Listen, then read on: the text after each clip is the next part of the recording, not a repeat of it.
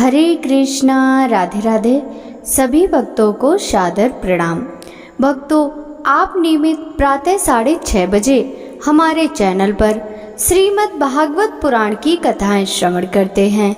साथ ही प्रातः 6 बजे भाद्रपद मास महात्म्य की कथाएं भी श्रवण करते हैं। सभी वारों की कथाएं, तिथि ज्ञान इत्यादि की जानकारी भी आपको हमारे चैनल के माध्यम से दी जाती है।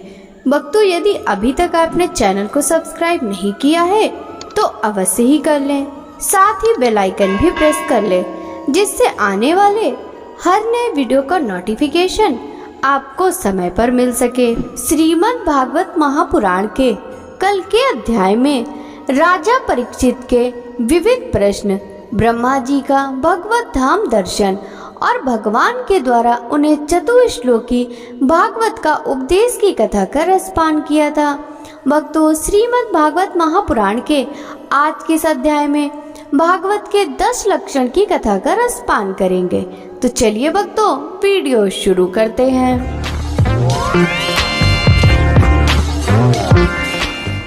श्री सुखदेव जी कहते हैं, परीक्षित, इस भागवत पुराण में सर्ग, विसर्ग, स्थान, पोषण, उति, मनवंतर, ईशानुकथा, निरोध, मुक्ति और आश्रय, इन 10 विषयों का वर्णन है। इनमें जो 10वां आश्रय तत्व है, उसी का ठीक ठीक निश्चय करने के लिए कहीं श्रुति से, कहीं तात्पर्य से और कहीं दोनों के अनुकूल अनुभव से महात्माओं ने अन्य 9 विषयों का बड़ी सुगम रीति से वर्णन किया। ईश्वर की प्रेरणा से गुणों में क्षोभ होकर रूपांतर होने से जो आकाश आदि पंचभूत, शब्द आदि तन मात्राएं, इंद्रियां, अहंकार और महतत्व की उत्पत्ति होती है, उसको सर्ग कहते हैं। उस विराट पुरुष से उत्पन्न ब्रह्मा जी के द्वारा जो विभिन्न चराचर सृष्टियों का निर्माण होता है, उसी का नाम है विसर्ग। प्रतिबद्ध नाश की ओर बढ़ने वाला, सृष्टि को एक मर्यादा में स्थिर रखने से भगवान विष्णु की जो श्रेष्ठता सिद्ध होती है, उसका नाम है स्थान। अपने द्वारा सुरक्षित सृष्टि में भक्तों के ऊपर उनकी जो कृपा होती है, उसका नाम है पोषण। मनवंतरों के अधिपति जो भगवत भक्ति और प्रजा पालन रूप शुद्ध धर्म का अनुष्ठान करते हैं, उसे मनवंतर कहते हैं। जीवों की वे वासनाएं जो कर्म के द्वारा उन्हें बंधन में डाल देती हैं, उति नाम से कही जाती हैं। भगवान के विभिन्न अवतारों के और उनके प्रेमी भक्तों की विविध आख्यानों में युक्त गाथाएं ईश कथा हैं।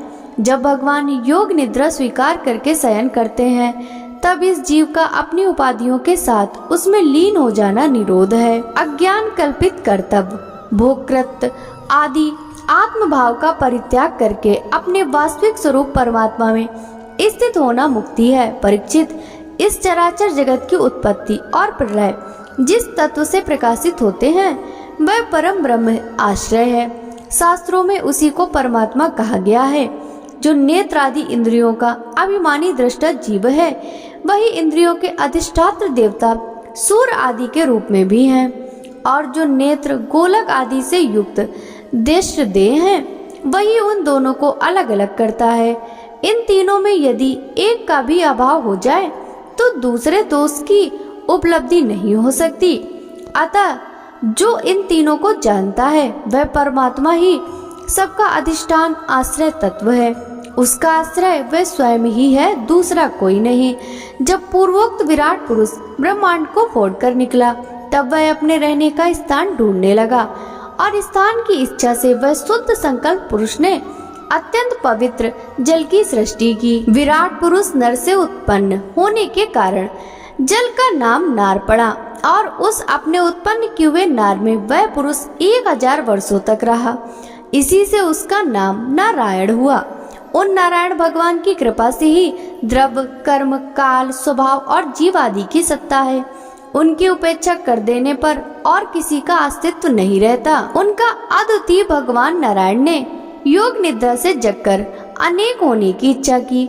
तब अपनी माया से उन्होंने अखिल ब्रह्मांड के 20 स्वरूप अपने स्वर्णमय वीर को 3 भागों में विभक्त कर दिया, अधिदेव, अध्यात्म और अधिभूत। परीक्षित, विराट पुरुष का एक ही वीर 3 भागों में कैसे विभक्त हुआ, सुनो। विराट पुरुष के हिलने डोलने पर उनके शरीर में रहने वाले आकाश से इंद्रिय बल, मनोबल और शरीर बल की उत्पत्ति हुई। उनसे इन सब का राजा प्राण उत्पन्न हुआ। जैसे सेवक अपने स्वामी राजा के पीछे पीछे चलते हैं, वैसे ही सबके शरीरों में प्राण के प्रबल रहने पर ही सारी इंद्रियां प्रबल रहती हैं, और जब वह सुस्त पड़ जाता है तब सारी इंद्रियां भी सुस्त हो जाती हैं। जब प्राण जोर जोर से आने जाने लगा तब विराट पुरुष को भूख प्यास का अनुभव हुआ। खाने पीने की इच्छा करते ही सबसे पहले उनके शरीर में मुख प्रकट हुआ। मुख से तालु, तालु से रसनेंद्रियां प्रकट हुई। इसके बाद अनेकों प्रकार के रस उत्पन्न हुए जिन्हें रसना ग्रहण करती है। जब उनकी इच्छा बोलने की हुई तब वाक इंद्री, उसके अधिष्ठात्र देवता अग्नि और उनका विषय बोलना, ये तीनों प्रकट हुए। इसके बाद बहुत दिनों तक उस जल में वे रुके रहे। श्वास के वेग से नासिका छिद्र प्रकट हो गए। जब उन्हें सूंघने की इच्छा हुई तब उनकी नाक ग्रहण इंद्रियां आकर बैठ गई और उसके देवता गंध को फैलाने वाले वायुदेव प्रकट हुए।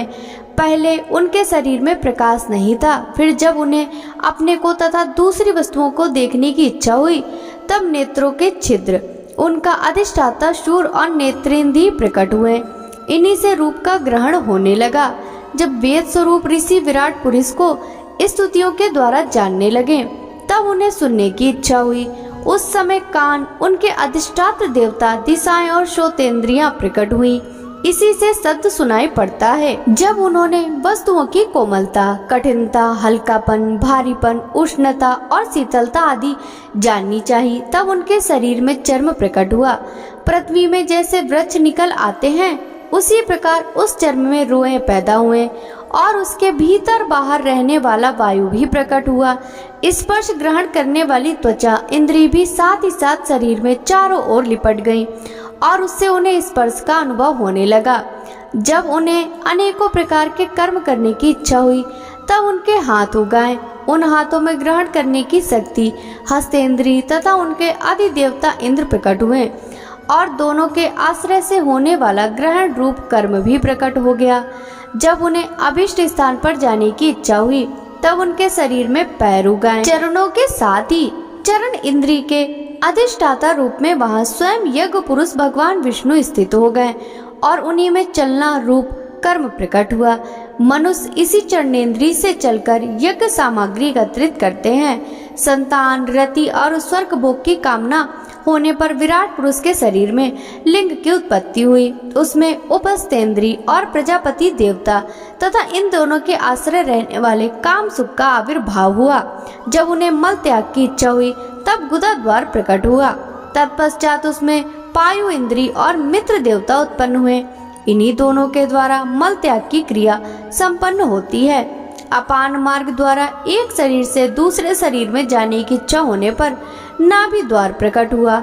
उससे अपान और मृत्यु देवता प्रकट हुए। इन दोनों के आश्रय से ही प्राण और अपान का विछोह यानी मृत्यु होती है। जब विराट पुरुष को अन्न जल ग्रहण करने की इच्छा हुई तब कोख, अति और नाड़ियां उत्पन्न हुई। साथ ही कुक्षी के देवता समुद्र, नाड़ियों के देवता नदियां एवं तुष्टि और पुष्टि, ये दोनों उनके आश्रित विषय उत्पन्न हुए। जब उन्होंने अपनी माया पर विचार करना चाहा तब हृदय की उत्पत्ति हुई। उससे मन रूप इंद्रिय और मन से उसका देवता चंद्रमा तथा विषय कामना और संकल्प प्रकट हुए। विराट पुरुष के शरीर में पृथ्वी, जल और तेज से 7 धातुएं प्रकट हुई। त्वचा, चर्म, मांस, रुधिर, मेद, मज्जा और अस्थि। इस प्रकार आकाश, जल और वायु से प्राणों की उत्पत्ति हुई। श्रोतादि सब इंद्रियां शब्दादि विषयों को ग्रहण करने वाली हैं। वे विषय अहंकार से उत्पन्न हुए। मन सब विकारों का उत्पत्ति स्थान है और बुद्धि समस्त पदार्थों का बोध करने वाली है। मैंने भगवान के इस स्थूल स्वरूप का वर्णन तुम्हें सुनाया। यह बाहर की ओर से पृथ्वी, जल, तेज, वायु, आकाश, अहंकार, महतत्व और प्रकृति, इन 8 आवरणों से घिरा हुआ है। इससे परे भगवान का अत्यंत सूक्ष्म रूप है। वह अव्यक्त, निर्विशेष, आदि, मध्य और अंत से रहित एवं नित्य है। वाणी और मन की वहां तक पहुँच नहीं है। मैंने तुम्हें भगवान के स्थूल और सूक्ष्म, व्यक्त और अव्यक्त जिन 2 रूपों का वर्णन सुनाया है कि दोनों ही भगवान की माया के द्वारा रचित हैं। इसलिए विद्वान पुरुष इन दोनों को ही स्वीकार नहीं करते। वास्तव में भगवान निष्क्रिय हैं, अपनी शक्ति से ही वे सक्रिय बनते हैं। फिर तो वे ब्रह्मा का यह विराट रूप धारण करके वाच और वाचक शब्द और उसके अर्थ के रूप में प्रकट होते हैं और अनेकों नाम, रूप तथा क्रियाएं स्वीकार करते हैं। परीक्षित, प्रजापति, मनु देवता, ऋषि, पितर, सिद्ध, चारण, गंधर्व, विद्याधर, असुर, यक्ष, किन्नर, अप्सराएं, नाग, सर्प, किम पुरुष, उरग, मातृकाएं, राक्षस, पिशाच, प्रेत, भूत, विनायक, कुष्मांड, उन्माद, वेताल, यातुधान, ग्रह, पक्षी, मृग, पशु, वृक्ष, पर्वत, सरीसृप इत्यादि जितने भी संसार में नाम रूप हैं, सब भगवान के ही हैं। संसार में चर और अचर भेद से 2 प्रकार के तथा जरायुज, अंडज, स्वेदज और उद्भिज भेद से 4 प्रकार के जितने भी जलचर, थलचर तथा आकाशचारी प्राणी हैं, सबके सब शुभ अशुभ और मिश्रित कर्मों के तदनुरूप फल हैं। सत्व की प्रधानता से देवता, रजोगुण की प्रधानता से मनुष्य और तमोगुण की प्रधानता से नार की योनियां मिलती हैं। इन गुणों में जब एक गुण दूसरे गुण को गुणों से अभिभूत हो जाता है, तब प्रत्येक गति के 3-3 भेद और हो जाते हैं। वे भगवान जगत के धारण पोषण के लिए धर्ममय विष्णु रूप स्वीकार करके देवता, मनुष्य और पशु, पक्षी आदि रूपों में अवतार लेते हैं तथा विश्व का पालन पोषण करते हैं। प्रलय का समय आने पर वे ही भगवान अपने बनाए हुए इस विश्व को काल अग्नि स्वरूप रुद्र का रूप ग्रहण करके अपने में वैसे ही लीन कर लेते हैं जैसे वायु मेघमाला को। परीक्षित, महात्माओं ने अचिंतनीय ऐश्वर्य भगवान का इस प्रकार वर्णन किया, परंतु तत्वज्ञानी पुरुषों को केवल इस सृष्टि, पालन और प्रलय करने वाले रूप में ही उनका दर्शन करना चाहिए, क्योंकि वे तो इससे परे भी हैं। सृष्टि की रचना आदि कर्मों का निरूपण करके पूर्ण परमात्मा से कर्म या कर्तापन का संबंध नहीं जोड़ा गया। वह तो माया से आरोपित होने के कारण कर्तव्य का निषेध करने के लिए ही है। यह मैंने ब्रह्मा जी के महाकल्प का अवान्तर कल्पों के साथ वर्णन किया है। सब कल्पों में सृष्टि क्रम एक सा ही है। अंतर है तो केवल इतना कि महाकल्प के प्रारंभ में प्रकृति क्रमशः महत्वादि की उत्पत्ति होती है और कल्पों के प्रारंभ में प्राकृत सृष्टि जो कि त्यों रहती है। चराचर प्राणियों की वैकृत सृष्टि नवीन रूप से होती है। परीक्षित, काल का परिमाण, कल्प और उसके अंतर्गत मनवंतरों का वर्णन आगे चलकर करेंगे। अब तुम पाद कल्प का वर्णन सावधान होकर सुनो।